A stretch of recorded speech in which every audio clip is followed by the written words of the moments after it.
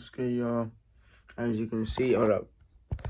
I have some whitening strips in, so I won't be able to speak that good.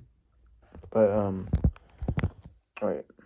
I did not take this trade, guys. Okay. This is the trade that I took today. Pretty good trade. Pretty easy read of the market today. Imagine I had some grills. Pretty easy read. My bias was already bearish.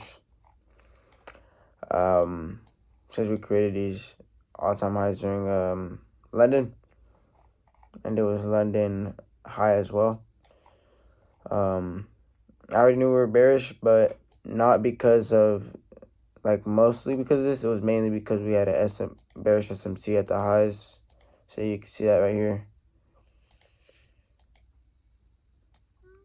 Oh, we literally had that right now too.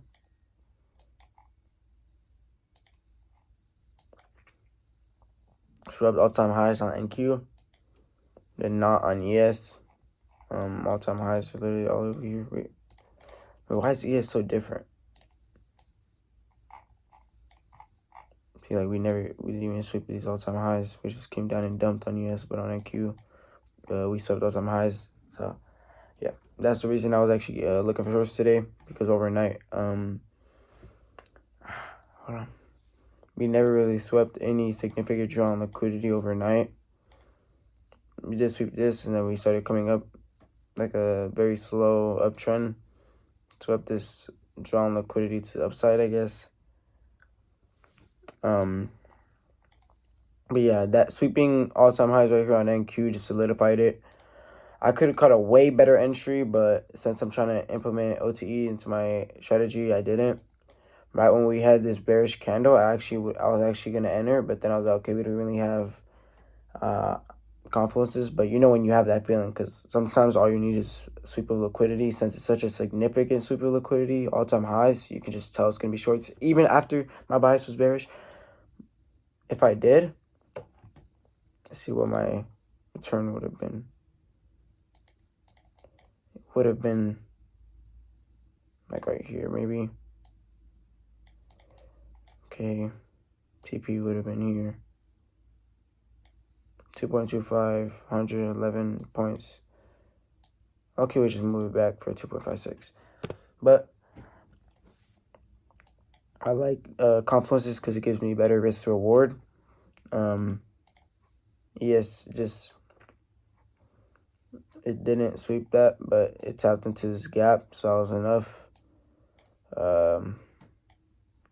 Yeah, so boom, we came down, right? So with all that, we just dumped down for a little bit. Yes, didn't really give us that much confluences. NQ, I put this little fib for OTE. We didn't tap into a 6.18, but we barely missed equilibrium, so I was like, okay, that's enough for me, to be honest. And we have this 3-minute gap right here. Not, you don't show it, but we had a 3-minute gap. So when we tapped into that, started reacting to it. First bearish candle, took a short, and it gives better risk to reward because you can put your stop loss at one of the levels of the fib. It's a fib, right? Yeah, at one of the fib levels, and then because it's not, you expect it not to push higher than that.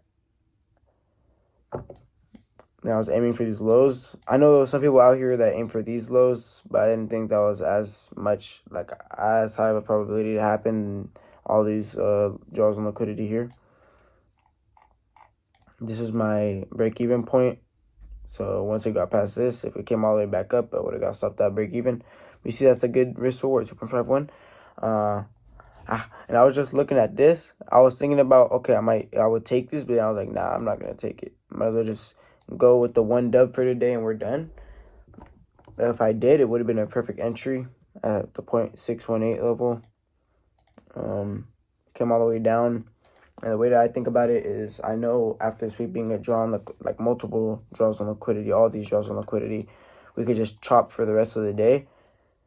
But for me, there's also a high probability that we sweep all the draws on liquidity and then we just sweep, or we just pump all the way back up and sweep buy side draws on liquidity. especially because NQ is very volatile, which is what we're doing right now. We're coming all the way back up. We could eventually come back up to all-time highs, to be honest, right now, later in New York PM or at the end of New York AM session.